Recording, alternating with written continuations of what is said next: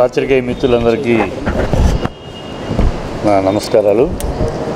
ఈ ఇష్యూ నాకు సీనియర్గా నాకు ఇల్లు లేదు, నాకు లాటరీలో మీ పేరు రాలేదన్నారు. సరే, ఇట్స్ ఓకే. నా విషయం గురించి నేను రాలేదు. యాక్చువల్గా నా విషయం వాళ్ళు ఇవ్వలేదు. నేను యాక్చువల్గా ఈ ఫైల్ చదివిన తర్వాత, ఈ ఫైల్ మొత్తం చూసిన తర్వాత దీంట్లో ఎన్ని అవకతవకలు, ఎన్ని రకాల వైలేషన్స్, ఎన్ని రకాల మోసపూరిత కుట్రలు జరిగినాయో అన్నీ తేట తెల్లంగా కనపడుతుంది. అసలు ఈ ల్యాండ్ ఇచ్చింది ఇండస్ట్రీకి విజయభాస్కర్ రెడ్డి గారి పీరియడ్లో ఇచ్చారు. ప్రభాకర్ రెడ్డి గారి ఆధ్వర్యంతో అనేక అడ్లు వచ్చినా కొండ ఏం అన్నీ చేసుకుని వచ్చినాక మళ్ళీ మోహన్ బాబు మన చంద్రబాబు పీరియడ్లో దాన్ని గవర్నమెంట్ స్వాధీనం చేసుకుంటాం, దాన్ని చేస్తామంటే అప్పుడు రంగరాజన్ గారు గవర్నర్గా ఉండగా మోహన్ బాబు లెటర్ తీసుకుని వెళ్ళి దాన్ని ఆపిచ్చారు. అప్పుడు కూడా అలా అన్ని అడ్డంకులు దాటుకుని వచ్చి దాంట్లో బైలాస్ ఉన్న ప్రాముఖ్యత ఏంటి? 50% మెడ్రాస్ నుంచి ఇక్కడికి తరలి వచ్చిన వాళ్ళ టెక్నీషియన్స్కి ఉండాలి. 50% ఇక్కడ లోకల్. ఈ 50% లోకల్లో కూడా ఒక గజము భూమి ఉన్న, రంగారెడ్డి జిల్లా కానీ హైదరాబాద్ జిల్లాలో కానీ ఒక గజం భూమి ఉన్నా, ఒక ఇల్లు ఉన్నా, సో వాళ్ళకి ఏదైనా ప్రాపర్టీ ఉన్నా ఇవ్వడానికి లేదు. ఇది కండిషన్. ఆ కండిషన్స్ టోటల్గా వైలేట్ చేశారు. ఇవాళ 2/3 బయట వాళ్ళకు ఉన్నాయి, ఇల్లు ఉన్న వాళ్ళకు ఉన్నాయి, 1/3 అది. ప్లస్ ట్రాన్స్ఫర్ 10 ఏళ్ళు దాటితే కానీ అమ్ముకుంటానికి ఇల్లేదు. అమ్ముకునే బైలాలో ఉన్నది 10 ఏళ్ళు దాటితే కానీ అమ్ముకుంటానికి లేదు. అది అమ్మేస్తున్నారు, ఇష్టం వచ్చినట్టు అమ్మేస్తున్నారు. 10 ఏళ్ళకి వాళ్ళకి ఇష్టం వచ్చినట్టు. ప్లస్ ట్రాన్స్ఫర్ ఒక వ్యక్తికి ఒక డీటెయిల్స్ ఉన్నాయి. ఒక వ్యక్తికి తన ఫ్లాట్ తనకు ఒక అలాట్ అయితే అలాట్ అయిన దాన్ని తన తల్లికి ట్రాన్స్ఫర్ చేసి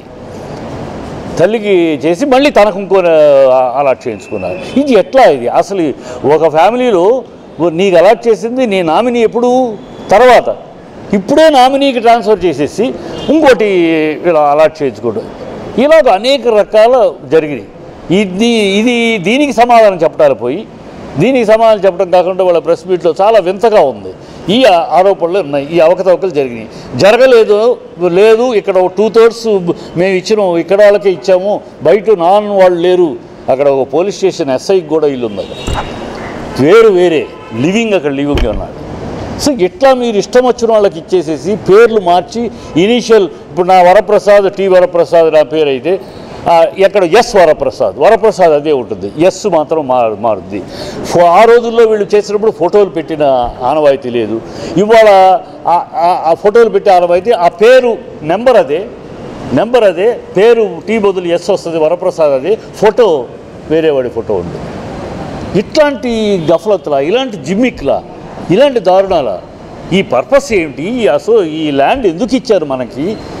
మెడ్రాస్ నుంచి వచ్చినప్పుడు ఇక్కడికి వచ్చినప్పుడు పెద్దవాళ్ళకి అందరికీ జూబ్లీస్లో ల్యాండ్ ఇచ్చారు. ఇది డైరెక్టర్లు, ప్రొడ్యూసర్లు, ఆర్టిస్టులకి అలాంటిది. మిగతా 24 క్రాఫ్ట్స్లో చాలామంది ఇల్లు కట్టుకోలేని పరిస్థితి. అక్కడ నుంచి ఇక్కడికి వస్తే ఎక్కడ ఉంటారు ముందు నివాసానికి అని చెప్పిస్తే దాన్ని ఇన్ని అవకతవకలు, దాంట్లో కాంట్రాక్టర్లు ఇస్తే వాడేదో మోసం చేశాడు, అదొక 40 కోట్లు ఏదో మనం సాధించుకున్నామని చెప్తున్నారు.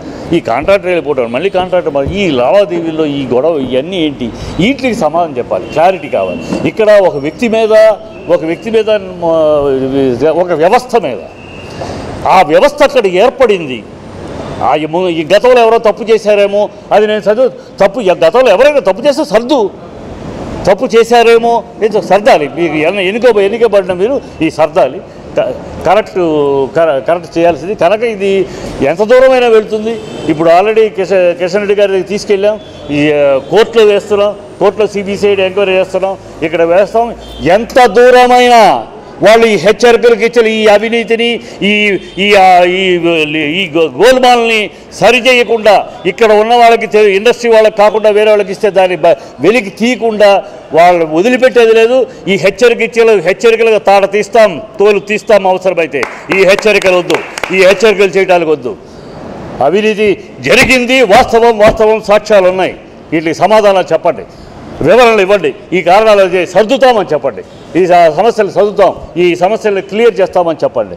అంతేగాని హెచ్చరికలు మాట్లాడితే నేను వచ్చిన దానికి ఆ ఇంటర్వ్యూ నాకే వచ్చాను. నేను హెచ్చరికలు ఏంటి? ఎవరికి హెచ్చరికలు చేస్తున్నావు?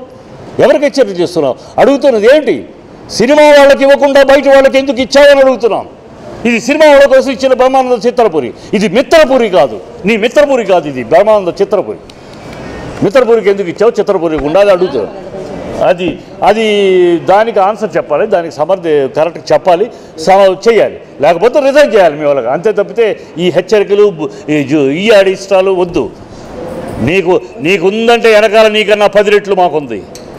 నీకేదో వెనకాల ఇన్ఫ్లుయెన్స్ ఉందని నువ్వేదో గంతులేస్తే మీకన్నా 10 రెట్లు మాకు ఉంది. కానీ ఇన్ఫ్లుయెన్స్ ఉంది కదా అని మీలాగా తోకలాడించడం కాదు. చెప్తున్నాం, సరి చేయండి, ఇవ్వండి, క్లియర్ చేయండి. ఎవరెవరికి 2 ఉన్నాయో 3 ఉన్నాయో సాక్ష్యాలు ఉన్నాయి. నీ భార్య పేరు మీద ఒకటి, అమ్మ పేరు మీద ఒకటి ఉన్నాయి. ఇవన్నీ సాక్ష్యాలు ఉండబట్టే మాట్లాడుతున్నాం, లేకుండా నేను మాట్లాడను. ఏదో రమేష్ వచ్చాడు, మన వాళ్ళు వచ్చారు, బాధలు చెప్పుకున్నారంటే మాత్రం నేను వివరాలు అడిగే ఇవన్నీ చూసిన తర్వాత సాక్ష్యాధారాలు ఇంకా అథెంటిక్గా గవర్నమెంట్ ఆఫీసుల నుంచి వచ్చిన దాంట్లో చెప్తున్నా. ఒక వ్యక్తి తనకు వచ్చిన ప్లాట్ని ఆ అమ్మకి అలాట్ చేసి మళ్ళీ నామినీ కింద ఆవిడకి చేసి మళ్ళీ తనకు ఇంకోటి అలాట్ చేసి ఇవన్నీ రికార్డు. ఇది మేము తయారు చేసే రికార్డే కాదు, గవర్నమెంట్ అఫీషియల్గా వచ్చిన రికార్డ్స్ అవన్నీ కూడా ఉన్నాయి. అన్నీ సమర్పిస్తాం. ఎక్కడ నిలబెట్టాలో అక్కడ నిలబెడతాం. మీరు మంచిగా మర్యాదగా ఇవన్నీ సర్దుకుంటా తప్పు జరిగింది ఏది మాకు తెలుసో తెలియకో జరిగింది అన్నాడు. ఏదో ఓకే గతంలో జరిగింది అనుకున్నాం. ఎవరు ఆ సర్దు అవన్నీ క్లియర్ చేయి మాట్లాడు. అంతేగాని అది కాకుండా మేము అది చూస్తాం ఇది చూస్తాం హెచ్చరికలు ఇవన్నీ తోకాడిపులు వద్దు. అదే చెప్తున్నాం.